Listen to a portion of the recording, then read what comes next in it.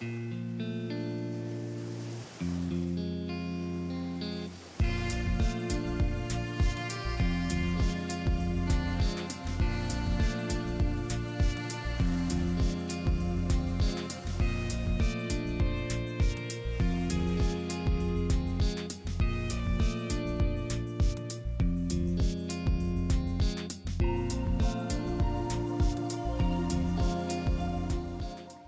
bonjour, vous êtes de nouveau dans la matinale Bonjour Chérie sur IRM.radio.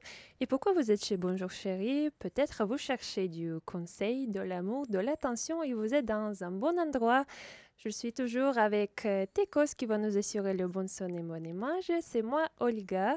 Et aujourd'hui, c'est pas que de l'amour qu'on va parler, mais également de la beauté et de la mode parce que nous sommes en compagnie aujourd'hui d'Aurora Davoli. Bonjour Aurora. Bonjour Olga et merci de m'avoir invitée. Qui est conseillère en images, créatrice de la chaîne YouTube, la chaîne des Girl Boss, et également professeure en influence marketing. C'est bien ça? C'est bien ça, Aurora Gerbos sur YouTube. Ouais. Donc tapez Aurora Girl Boss. Déjà Girl Boss, pourquoi ce nom? À qui tu t'adresses sur ta chaîne YouTube? Alors en fait, Girl Boss, j'ai pris ce nom de Sofia Amoroso qui est la fondatrice de Nastigal. Elle a écrit un livre qui s'appelle comme ça et il y a aussi eu une série qui a été faite sur Netflix qui a le même nom, qui porte le même nom et qui décrit un peu son histoire. Et c'est quoi une Girl Boss? Girl Boss, c'est la fondatrice de Nastigal, donc c'est quelqu'un qui a entrepris, c'est quelqu'un, et pour moi, au sens un peu plus élargi, c'est les femmes qui travaillent et qui s'assument. Et c'est à elles que je m'adresse dans ma chaîne YouTube. Parce que les femmes qui travaillent beaucoup, on a besoin vraiment du développement personnel, de soutien, et tu aides les femmes vraiment, tu les accompagnes dans leur vie comme privée en tant que professionnelle. Exactement. C'est ce que j'aime faire avec des conseils qui, au départ, la chaîne, elle a démarré plutôt comme une chaîne où je donnais des conseils sur le monde du travail par rapport à mon expérience, parce que j'ai travaillé 15 ans en entreprise. Et ensuite, je me suis plus concentrée sur tout ce qui est image. Et on en parlera peut-être, mais c'est parce que c'est fondamental, en fait. C'est fondamental. Bien sûr, pour une femme, l'image, c'est primordial. Et c'est vrai qu'aujourd'hui, on a les tendances de la mode, on a des influenceuses sur Instagram. On a aussi envie de plaire aux hommes. Parfois, on a l'activité professionnelle qui nous oblige à avoir certains styles vestimentaires. En fait, par quoi on commence à chercher notre style? Alors, pour commencer à chercher le style, en fait, il faut tout d'abord déjà se connaître. Parce que tu ne peux pas, en fait, aller... En effet, il y a beaucoup de sollicitations aujourd'hui sur le net. Il y a beaucoup d'inspiration qu'on peut trouver comme ça sur le net, mais aussi avec les influenceuses, comme tu as dit, sur les réseaux sociaux, voir les stars, les actrices, etc. Mais le problème, c'est que souvent, ce genre de attitude va nous porter à nous sentir mal, au fait. Parce qu'on va regarder, on se compare déjà à des images qui ne sont pas des images réelles, parce que là, je dirais à 100% des cas, de toute façon, c'est retouché. Parfois, c'est juste la chromie, parfois, on se rajoute des fesses et des seins. Donc, déjà, on va avoir beaucoup de complexes. En plus, on va peut-être choisir quelque chose sur une fille qui, sur la fille, est absolument magnifique, mais dès qu'on va nous-mêmes acheter la même chose, ça va rendre rien du tout. Et du coup, on va complexer dessus en se disant, voilà, je ne suis pas à la hauteur. Donc après, il y a aussi un problème justement d'image de soi, du coup. Et l'idée, c'est au contraire, c'est de se connaître, savoir quelles sont exactement les pièces qui te vont, donc en fonction de ta morphologie, quelles sont aussi les couleurs qui te mettent en valeur, donc toute la colorimétrie, parce qu'en fait, parfois, on sous-estime le pouvoir de la couleur et on prend un petit peu au pifomètre ou en fonction des tendances, parce que la mode, toutes les saisons, va nous imposer des codes Pantone qui vont être un peu le leitmotiv de la collection. Le seul truc, c'est que parfois, on a des couleurs qui ne nous vont vraiment pas du tout. Et on peut même paraître un peu malade si on met ces couleurs-là. Et au contraire, quand on choisit les bonnes couleurs pour nous, on rayonne et on se sent bien. C'est-à-dire qu'on le voit d'instinct, les filles le savent qu'une couleur leur va plus que l'autre. Mais ensuite, il y a tellement d'influence de droite et de gauche qu'on gomme ce côté-là et on a un peu tendance à acheter tout et n'importe quoi. Donc, c'est hyper important de se connaître. Ça, c'est pour moi vraiment le premier truc à faire. Donc, et toi, justement, sur ton Instagram, Aurora Conseil en Images, tu donnes les conseils en fonction de la morphologie du corps d'une femme Et également en fonction de sa personnalité, on peut dire ça. Exactement, parce qu'il faut aussi voir tout le côté psychologique, voir aussi quelles sont déjà les attitudes de la femme, si elle a envie de mettre en avant. En tout cas, moi, c'est ce que je prône, c'est que les filles devraient davantage mettre en avant leur côté féminin. Ça ne veut pas dire avoir un style glamour. On peut être un peu boyish, etc. et être très féminine. Mais à leur façon, il faut en tout cas qu'on évite, pour moi, de gommer le caractère féminin. Parce que pendant des années et des années, je dirais des décennies, on a un peu associé le monde du travail, et donc je reviens au terme girl boss, à un monde masculin. Oui. Et donc, quand on a envie de s'affirmer, d'emblée, on va gommer nos traits féminins. Ou parce qu'on n'a pas envie de se faire embêter, on n'a pas envie de se faire harceler sur le monde du travail, ou parce qu'au contraire, nous-mêmes, on est conditionnés, et donc on se dit, si je mets un blazer pantalon, je vais être plus crédible que si j'arrive en jupe. Et donc, il y a tous ces côtés-là. Et au contraire, moi, ce que j'ai dit, c'est que, encore une fois, il faut se connaître, savoir quelle est notre envie, comment on a envie de se proposer aux autres, au reste du monde. Et par rapport à ça, travailler son image. Parce que l'image, c'est quand même la première chose que tu vois d'une personne. Et c'est aussi un filtre au travers duquel les autres nous voient et nous jugent. Donc, autant de maîtriser les codes pour qu'ils nous jugent au moins comme on a envie qu'ils nous jugent. Donc, une femme, quelqu'un féminine, douce, elle peut être quand même boss, gérer une grande entreprise. C'est pas forcément qu'il doit apporter, comme les hommes, les choses pour être au même niveau avec eux. Exactement. Exactement. Après, il y a des situations dans lesquelles il faut quand même, il faut quand même connaître les codes et les utiliser. Je t'ai fait un exemple. Si par exemple, on est dans le monde du travail et on a envie de faire une grande conférence, c'est vrai que, ou même on a une réunion importante, c'est vrai que le port de la veste va nous conférer tout de suite une certaine autorité.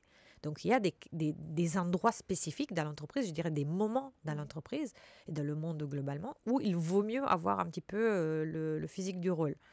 Mais c'est à maîtriser. Ce n'est pas à appliquer tel quel, ni au contraire à dire, bon, je vais me déféminiser pour passer crème. Non. En fait, si tu es féminine, tu vas mettre peut-être une robe avec un blazer. Ou voilà. Ou un tailleur rose. Mais il y a quand même des codes à respecter toujours. Dans le monde du travail, il vaut mieux, pour certaines occasions. Et justement, l'idée du conseil en image, c'est d'apprendre aux filles à connaître ses rôles, à connaître ses endroits, à connaître ses codes. Parce que quand tu maîtrises les codes, tu peux les imposer aux autres. Et tu peux aussi, comme tu les maîtrises, de temps en temps, te permettre des petites digressions. Parce que tu maîtrises, tu sais ce que ça va pouvoir communiquer aux autres. Quand on ne connaît pas les conséquences, parfois on veut, je te fais l'exemple d'un date, on veut apparaître juste mignonne pour plaire à la personne qu'on a rencontrée sur Tinder. Et en fait, on va se retrouver à être mal jugé. Parce qu'on va cumuler tous les codes du sexy. Et dans notre tête, c'est juste parce qu'on a envie de plaire, en fait. On veut juste plaire. Et l'autre personne, elle dit, celle-là, ok. Ce soir, c'est dans mon lit. Et donc, c'est dommage. Donc, le premier rendez-vous, pas de vêtements trop sexy. Alors, tout dépend parce que le sexy, c'est vraiment... En fait, on peut être... Moi, je dirais, il faudrait toujours être un petit peu sexy, mais c'est en maîtrisant les codes. Donc, bien sûr, si tu vas au rendez-vous avec une grosse mini-jupe, des talons aiguilles et un body léopard décolleté en V jusqu'au nombril, ça laisse pas trop de place à l'imagination. Donc, mais après, on peut être sexy même en tailleur pantalon, si on a un haut un peu décolleté ou si on a un chemisier avec des légères transparences. On peut vraiment jouer sur les... Justement, il faut connaître les codes pour pouvoir les appliquer à bon escient. Et la question de l'âge, par exemple, pour les femmes aussi, c'est très important. Est-ce qu'avec un âge, on a encore plus des restrictions dans la tête? Je te dis, tiens, je vais plus mettre, cette jupe est trop courte ou cette robe, elle est trop coloriée ou... Est-ce que tu as un conseil à donner dans... C'est une question très, très intéressante ce que tu poses parce que c'est vraiment quelque chose auquel les femmes s'autocensurent en fait. Tu vois, tu te dis, j'ai 40 ans, non, je vais plus mettre de shorts. Des choses comme ça. Ou, je sais pas, les talons, non, ça c'était quand j'étais ado, mais là, voilà, il vaut mieux pour le côté pratique, ça fait pas trop de mon âge. Ou les paillettes, ça fait pas trop de mon âge. Et en fait, tout dépend de quelle est ta personnalité, de quelle est la personnalité de chacun. Parce que si on est par exemple très extroverti, on est un peu artiste et qu'on va gommer trop ce côté-là en disant je suis un petit peu plus, voilà, j'ai pris de l'âge, c'est n'importe quoi parce qu'en fait, l'idée c'est que ton image reflète qui tu es à l'intérieur, Donc pour moi, il y a des choses, après c'est juste, je veux dire, Si on a des parties du corps qui lâchent un peu, on ne va pas spécialement mettre le focus là-dessus. Mais c'est du bon sens. Mais ce n'est pas une question de j'ai 50 ans, je ne peux plus porter du léopard. Tu le porteras peut-être en touche. Si ça te met en valeur, donc tu peux... Exactement. Et si ça te correspond. Et de toute façon, quand tu portes quelque chose qui te va bien, ça va se voir. Parce que toi-même, tu vas refléter cette image de toi. Tu es contente, tu es fière. Tu vas avoir une autre allure, tu vas avoir une autre posture. Alors que quand tu portes, tu peux porter la robe Gucci la plus belle du monde. Si c'est pas ton style, tu te sentiras mal à l'aise et les autres le verront. Et tu penses qu'aujourd'hui, vu qu'on est quand même tout le monde sur les réseaux sociaux, pour toi, à ton avis, est-ce que la mode, ça va vraiment changer dans quelques années? Est-ce qu'il y a des impacts positifs et négatifs sur le fait qu'on est vraiment... On peut regarder tout le monde, on peut voir qu'est-ce que portent les autres. Est-ce que ça ne fait pas un peu qu'on va être tous rassemblés au bout d'un moment, ou est-ce que c'est quand même le progrès que... Alors, la mode, je dirais, grâce ou à cause des réseaux sociaux, a déjà changé. Ouais. Si on regarde, par exemple, comment, ne serait-ce que le rythme des passerelles et comment aujourd'hui on le fait. Bon, là, il y a le Covid, donc en plus, c'est à huis clos pratiquement toujours. Mais en plus, même quand ce n'était pas à huis clos, il y a de plus en plus d'entreprises, de maisons de couture qui vont transmettre en direct les défilés. Et déjà, ne serait-ce que ça a un impact fort sur la mode parce que ce qui fait que, comme c'est direct sorti, c'est direct copié. Et parfois, il y a même des copies chez Zara encore avant que la vraie collection du créateur soit sortie en boutique. Donc, il y a déjà un impact par rapport aux réseaux sociaux. Après, par rapport à tout ce qui est uniformisation du style, ça, il y a des tendances comme ça. Aujourd'hui, ne serait-ce que quand on regarde Kim K, il y a des petites Kim K dans toutes les influenceuses. Il y a une petite Kim K, même en toi. et en fait, c'est ce qui se passe parce qu'en fait, il y a cette uniformisation du style. Et c'est marrant aussi parce que, comme tu l'as dit, je suis prof d'influence et il y a des statistiques qui augmentent relativement aux opérations de chirurgie plastique où il y a à peu près un taux qui est entre 10 et 15% de filles, et il est voué à augmenter, qui sont sur les réseaux, mais pas des filles lambda, je veux dire des gens qui font comme métier d'être influenceuses, qui se font refaire quelque chose. Parce qu'au bout d'un moment, on est soumis à une pression, parce que déjà, on se regarde toute la journée, forcément, voilà. Et en plus de ça, comme tu disais tout à l'heure, on se compare. Et quand on se compare, forcément, tu ne sais pas si tu te compares à une image qui est vraie ou une image retouchée, à une image filtrée. Maintenant, on peut même être pas maquillé et mettre une espèce de filtre vidéo et apparaître maquillé. Donc, on ne sait même pas si c'est du vrai ou du fake. Mais par contre, on se compare à cette image-là. Et donc, on se sent souvent en deçà. Et tu vois, le problème de ça, c'est qu'à force de se sentir comme ça, il y avait eu même un scandale l'année dernière quand il y avait eu Snapchat qui avait sorti... Non, Instagram qui avait sorti un filtre qui réduisait le nez et qui augmentait la taille des lèvres. Et en fait, il y avait eu un article que j'avais lu où ce filtre avait généré une demande, un accroissement de la demande pour se faire gonfler les lèvres auprès des chirurgiens plastiques de Paris. Parce qu'en fait, on est tellement habitué de se voir filtré que quand on se voit sans filtre, on refuse même notre image. Et là, en fait, c'est tout l'inverse. C'est plutôt de partir de ce qui on est. En tout cas, moi, ce que je prône, c'est de partir de ce qui on est et ensuite pouvoir transmettre ça à l'extérieur dans la façon dont on s'habille. Ce qui ne veut pas dire qu'il faut condamner les gens ou même si on a envie de se gonfler les lèvres. Si tu as envie de le faire, mais tu en es conscient. En fait, la clé, c'est la pleine conscience. Quand tu fais quelque chose, tu dois réfléchir à pourquoi tu le fais. Et pourquoi tu mets ça? C'est parce que ça te correspond vraiment ou parce que tu veux plaire à ton mec? Est-ce que tu le fais, cette jupe, tu l'as fait parce que tu te sens bien avec ou tu veux plaire à ta maman? Et c'est ça, en fait. Il faut toujours se rapporter, est-ce que ça me correspond à moi? Après, si ça te correspond à toi de te mettre en beauté avec un push-up XXL, mais tant mieux pour toi. Il n'y a pas de mal. Donc, une fois qu'on voit une image d'une fille, je ne sais pas, une influenceuse, une jolie fille sur Instagram, on se demande déjà, est-ce que je veux être vraiment comme elle ou est-ce que j'ai envie d'autre chose? En fait, de s'arrêter un petit moment et de prendre la conscience pour ne pas juste devenir une copie de quelqu'un, mais c'est ça. Et surtout de regarder aussi, et ça on peut voir parce qu'on peut avoir des inspirations, mais par exemple regarder quelle est la morphologie de la fille qu'on aime bien. Ah oui. Parce que parfois, tu vois, elle peut être très, très, très, très bien. Mais tout simplement, si on achète ces vêtements, sur nous, ça va rien donner. Mais pas parce qu'on est moche. Tout simplement parce qu'elle a une morpho différente. Et en fait, il y a plein de femmes qui me disent, ouais, mais bon, je ne suis pas un X, je ne suis pas un 8, je ne suis pas parfaite. On s'en fout en vrai. Parce que toutes les morphologies, et ça, on peut faire un test. Moi, si tu me prends et tu m'habilles comme une fille qui s'habille en V, une fille qui a des grandes épaules et des petites hanches, tu m'habilles comme ça, avec les pièces que sur cette personne vont aller magnifiquement bien. Moi, je vais ressembler à rien. Mais vraiment à rien, parce que ça ne me correspond pas en termes de comment je suis foutue, quoi. Donc, l'idée, c'est, avant de se jeter les pierres, de déjà dire, ah, ok, la fille que je suis sur les réseaux, est-ce qu'elle a ma morpho? Si elle a un corps qui ressemble au mien, alors là, je pourrais acquérir ces pièces et normalement, ça devrait m'aller.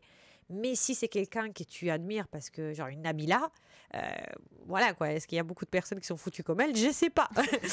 Je vous le souhaite, les gars. Et les filles plutôt, parce que les gars, ça fait un peu bizarre. Mais bref, mais voilà. Mais si moi, je commence à acheter une fringue parce qu'elle va bien sur Nabila, peut-être sur moi, ça va rien donner du tout. Et c'est pas parce que je suis moche, c'est juste parce que je n'ai pas son corps. Voilà. C'est un bon conseil, merci Aura. Vous pouvez également poser les questions à notre invité par SMS sur 07 71 59 62 68. Je répète, 07 71 59 62 68. Et d'accord, une fois qu'on a décidé ce qu'on a envie, que tu as appris qui es-tu et qu'est-ce que tu veux, par quoi on commence de construire notre image sur les réseaux sociaux, par exemple? Comment faire l'autopromotion?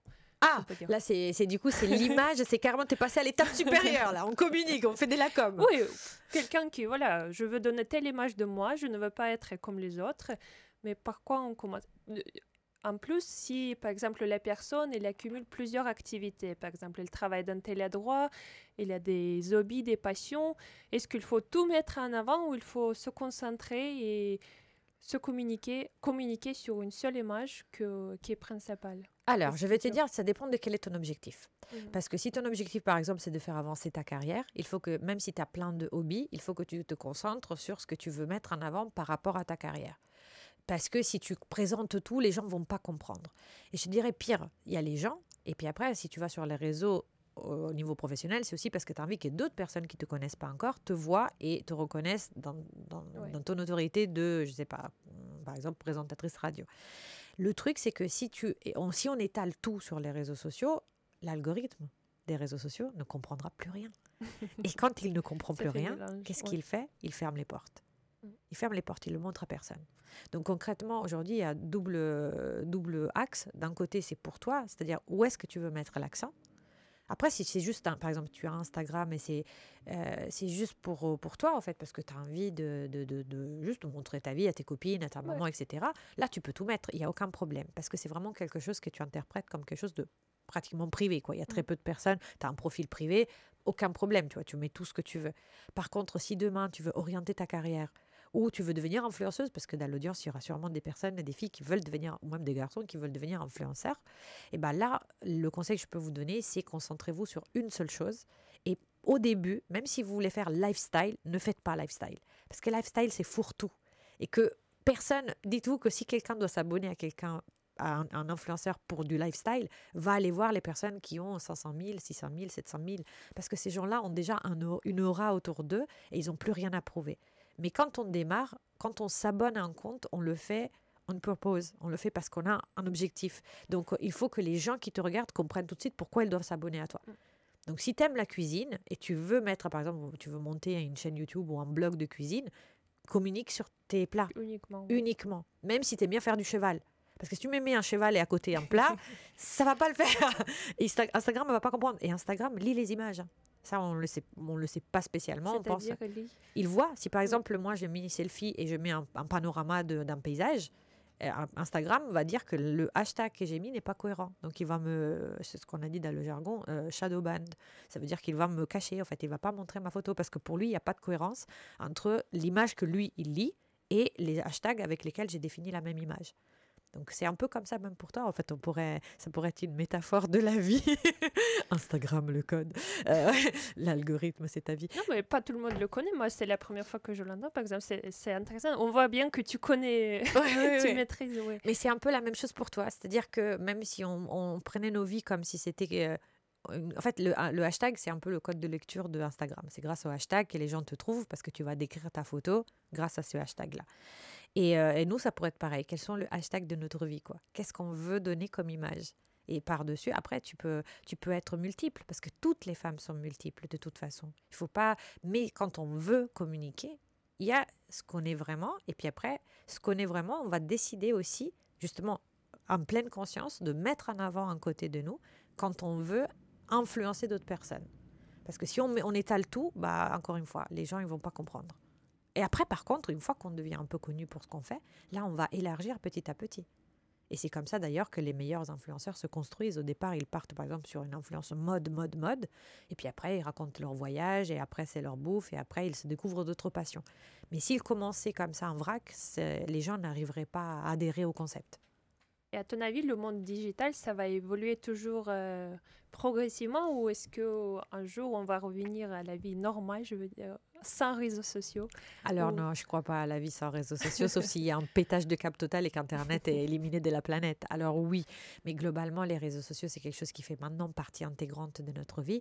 Ce qui va se passer, par contre, c'est que les réseaux sociaux actuels vont évoluer et qu'il y en aura certainement plein d'autres qui vont se créer.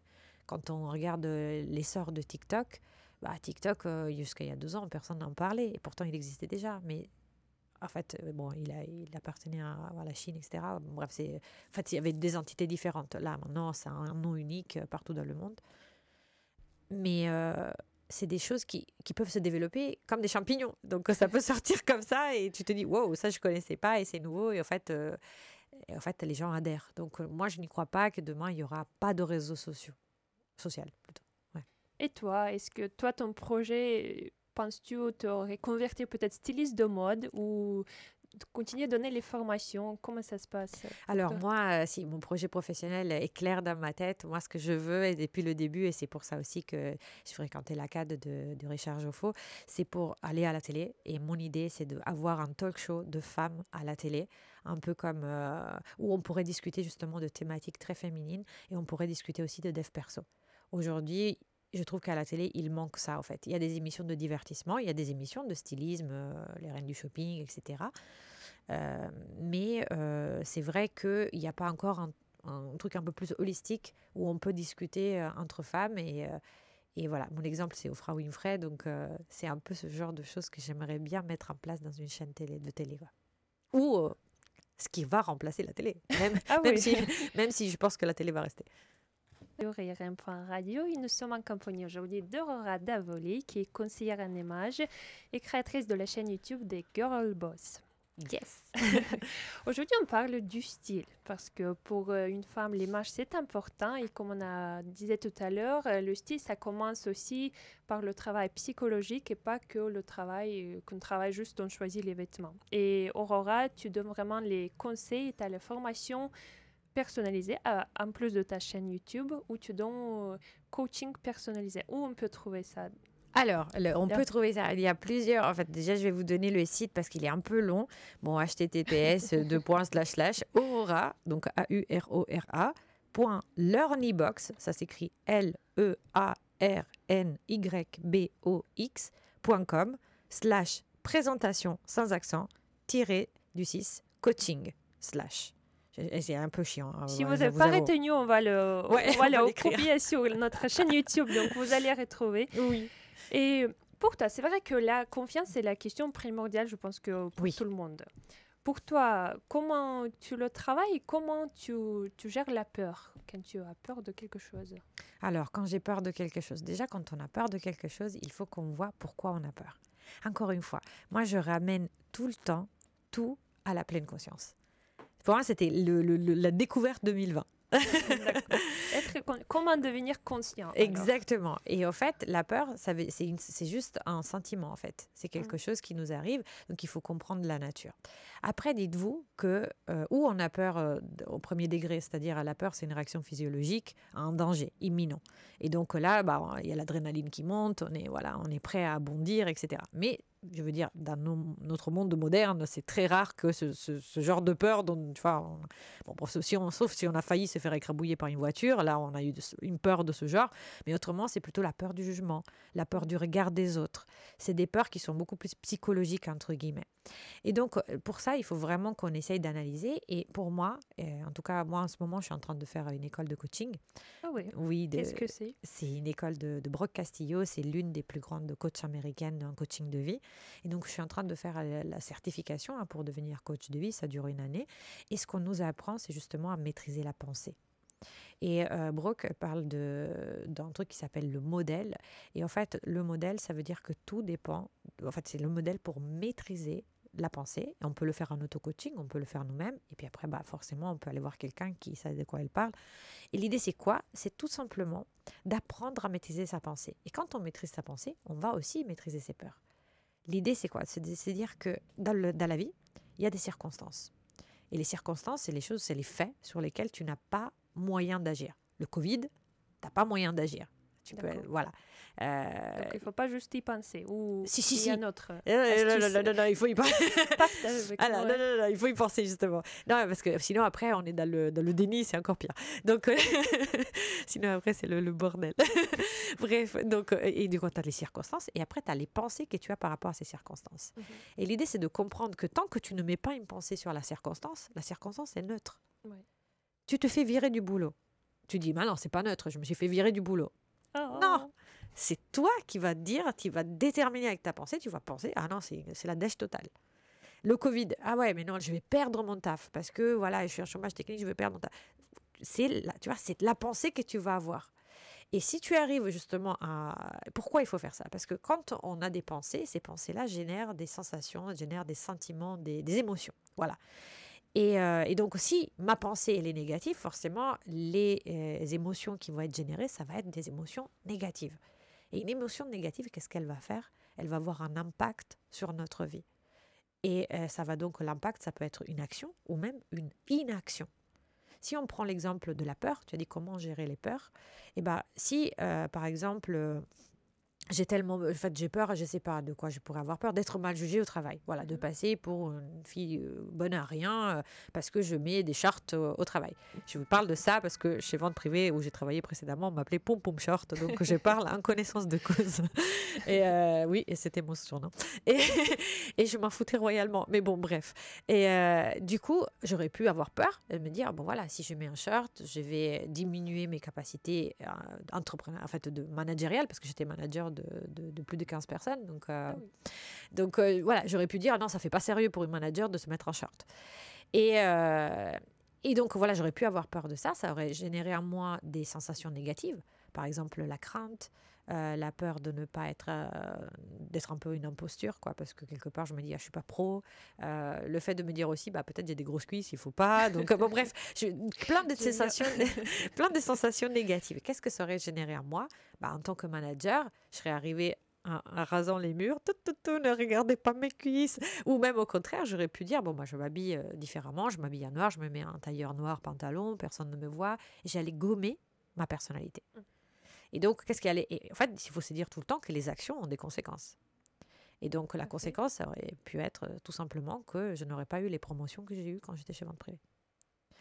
Parce qu'aujourd'hui, je pense que le fait aussi d'affirmer ma personnalité... Donc, tu es venue toujours en short? Je suis venue toujours en short. Pas toujours, comment... j'étais pas non plus en uniforme, j'étais pas en schtroumpfette, toujours habillée pareil. Mais oui. Cette peur d'être jugée, qu'est-ce que tu as fait? Du coup, tu n'y pas pensé? En fait, c'est pas que j'y ai pas pensé, c'est que tout ce que... je me suis dit quelles peuvent être vraiment les conséquences de ça.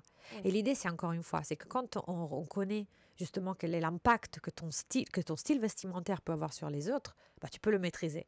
Et donc là, par exemple, c'est de me dire, OK, le short, déjà, il peut être jugé sexy. Donc, avec un haut, je ne mettais jamais, mais alors jamais de décolleté.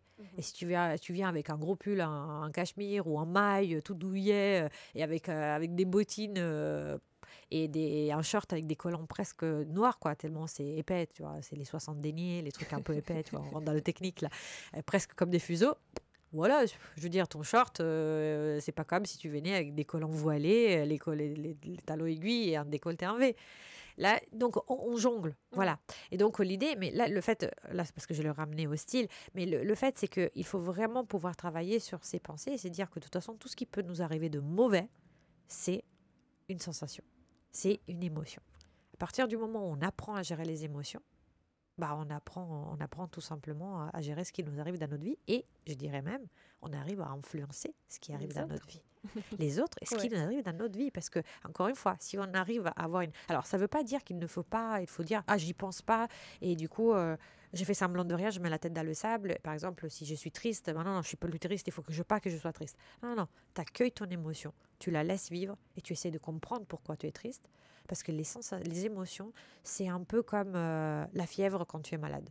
Quand ton corps exprime de la fièvre, tu sais pas ce que c'est. Est-ce que c'est un petit rhume? Est-ce que c'est le Covid? Est-ce que c'est que tu as chopé, je sais pas, juste tu as pris froid? Tu sais pas.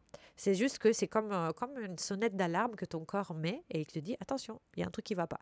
Et là, pareil, si tu as à répétition des sensations négatives, tu te sens, par exemple, tu vas au travail, tu te sens pas à l'aise parce que tu te sens mal sapé, tu te sens moche, voilà, parce que ça aussi, hein, il y a beaucoup de femmes qui se sentent moches, tu te sens moche et tout ça, et ça, c'est quelque chose qui te travaille tout le temps, c'est pas une journée, mais tu sens que c'est vraiment là, tu vois, ça te déprime. Bah là, il faut que tu accueilles cette sensation-là, cette émotion, que tu comprennes pourquoi. Et là, tu vas travailler sur les causes. Mais si tu ne comprends pas et tu essaies de masquer ça et dire j'y pense pas. Tu plonges trop dans le. Ouais. Ou au contraire. Ou tu plonges, parce que c'est deux réactions. Ouais, d'accord. Ou tu plonges dedans et du coup tu te morfondres. Et du coup, il n'y a rien à faire, il n'y a pas d'espoir. Ou au contraire, tu peux aussi dire j'évite, en fait, je ne veux pas. Et du coup, tu vas faire autre chose.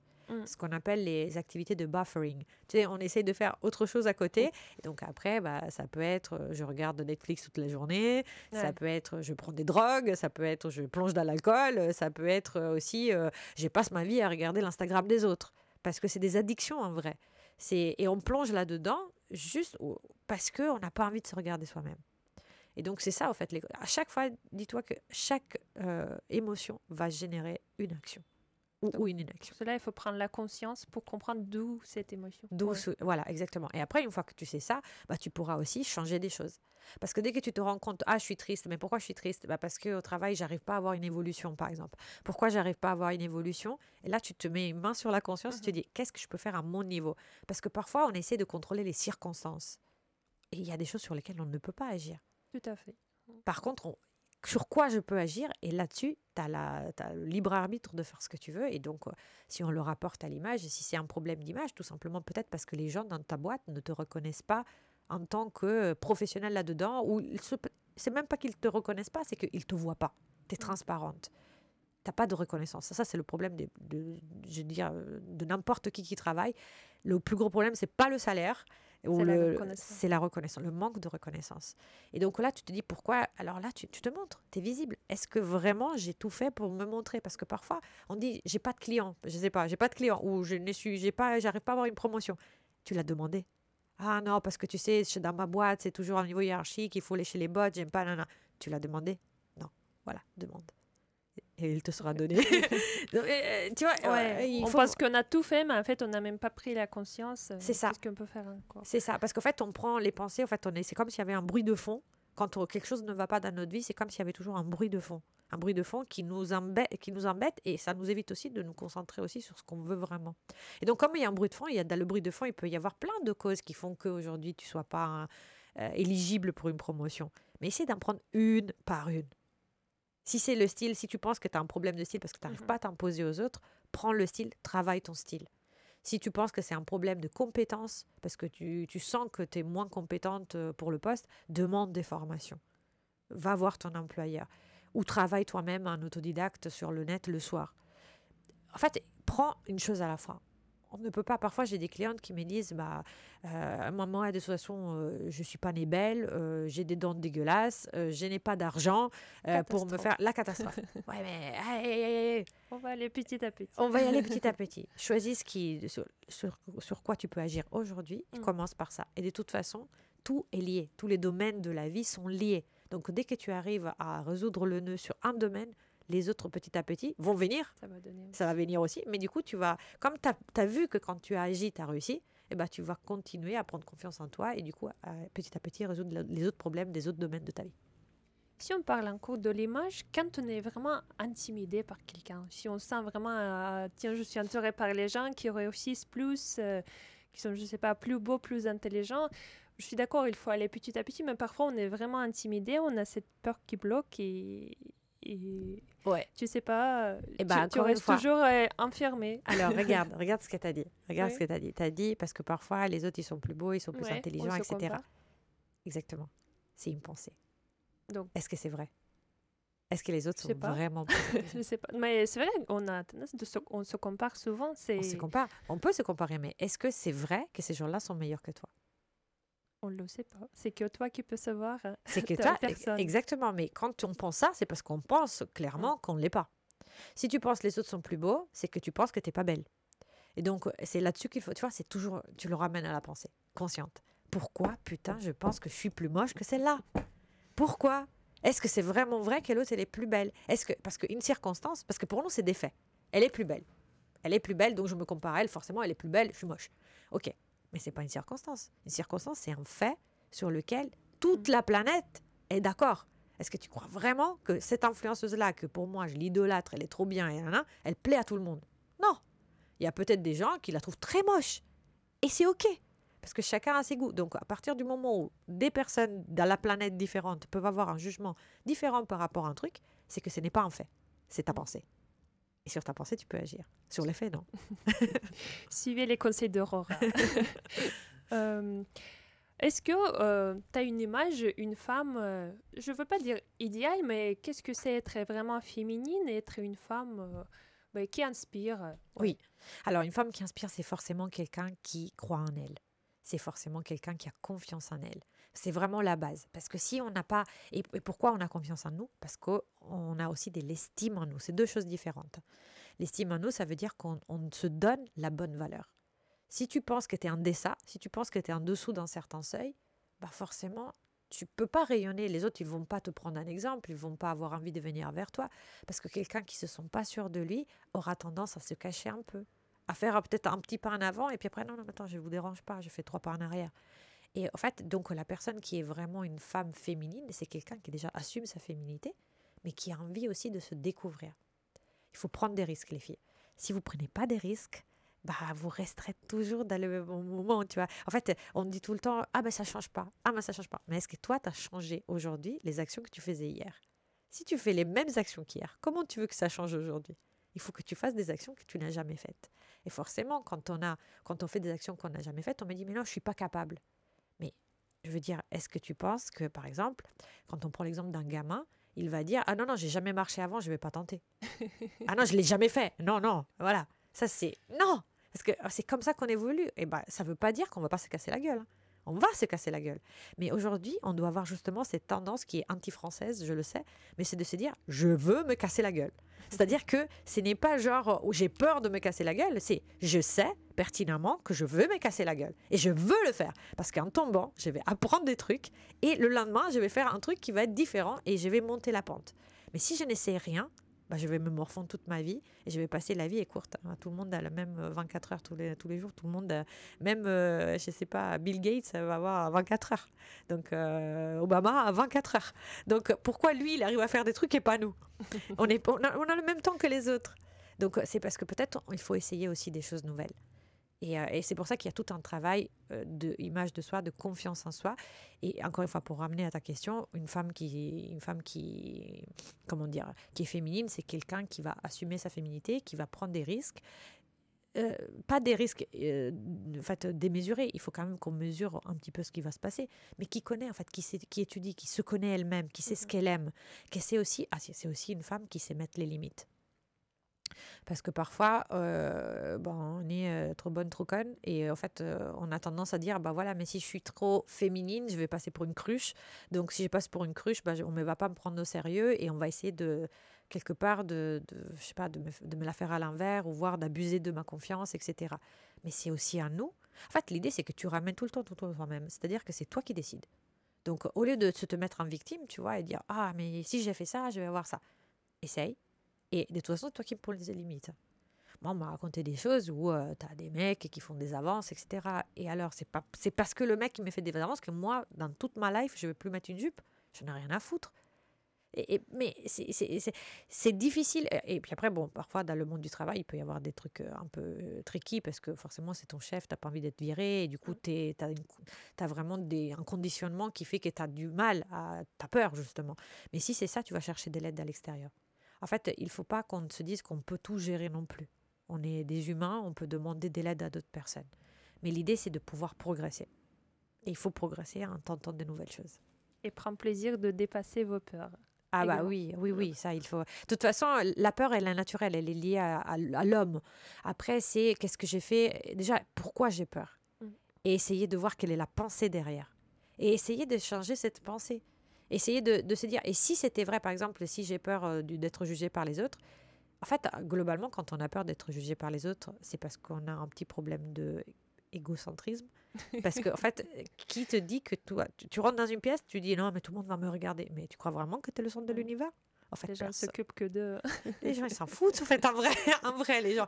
Donc, essayez de voir, est-ce qu'une autre réalité pourrait aussi être vraie?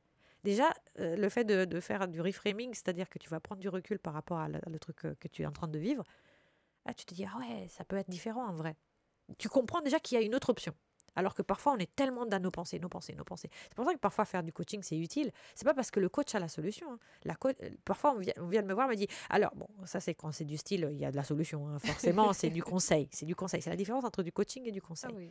Le conseil, je vais te donner un conseil pour que tu sois bien stylé. Je vais te conseiller comment il faut que tu t'habilles pour être canon.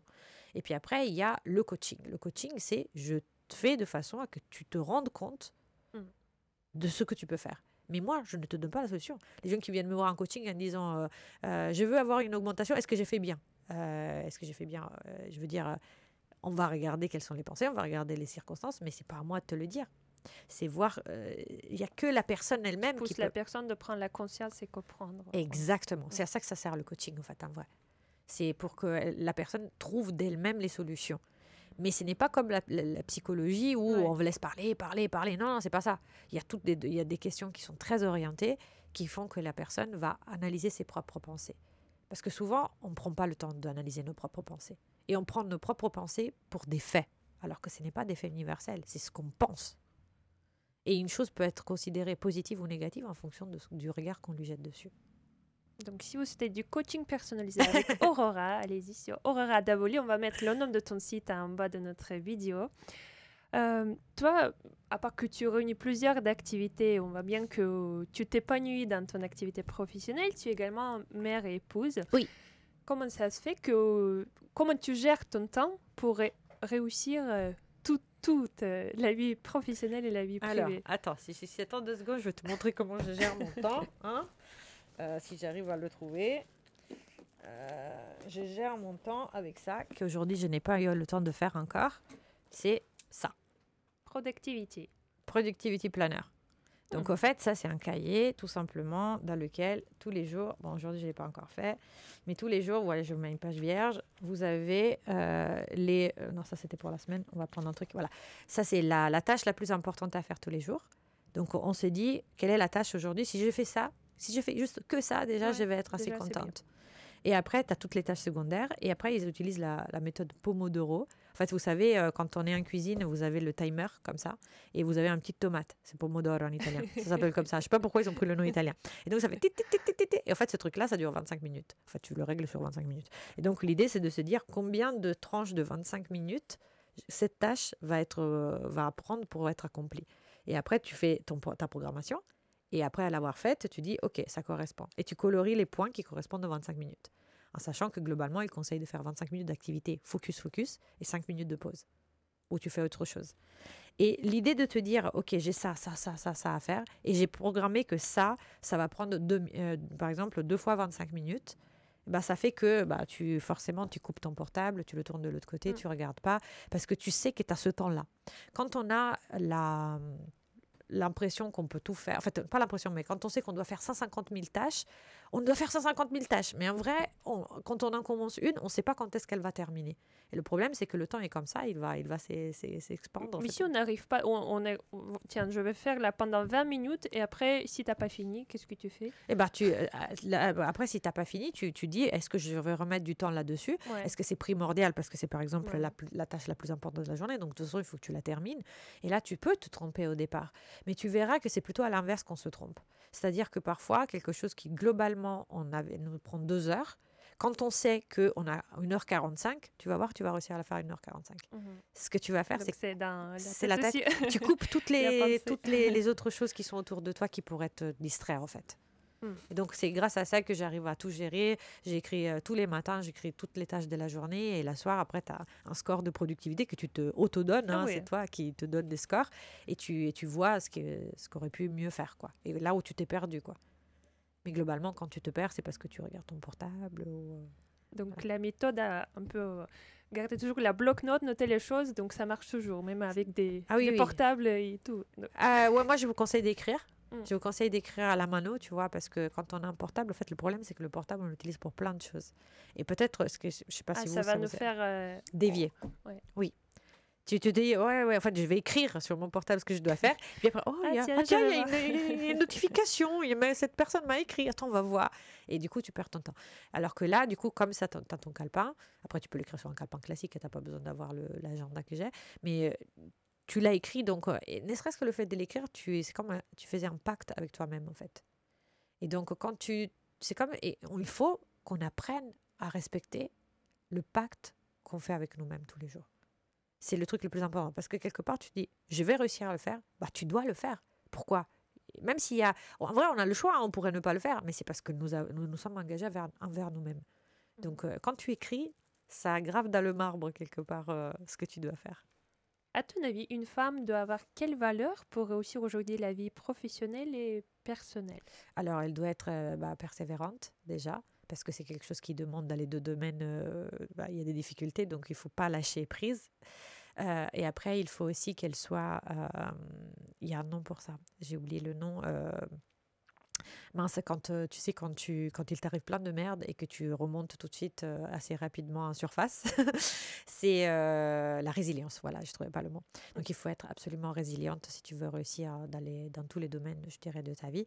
Parce qu'il faut être prête aussi à te casser la gueule, ce que je disais tout à l'heure. Et du coup, qui dit être résiliente, ça veut dire que tu te casses la gueule, tu reviens. Tu te casses la gueule, tu reviens. C'est la capacité à réagir le plus rapidement possible à toutes les merdes qui t'arrivent. Et aussi débrouillarde. Pour moi, il faut vraiment se débrouiller. Je veux dire, aujourd'hui, on le voit, et on le voit même parce que moi, je suis avec les étudiants parfois en cours, et ils sont très jeunes, ils savent faire plein de choses que peut-être il y a 10 ans, on ne savait pas du tout faire à l'école, tu vois. Et parce qu'en fait, ils se disent, il y a Google. Google, c'est mon meilleur ami, je vais chercher.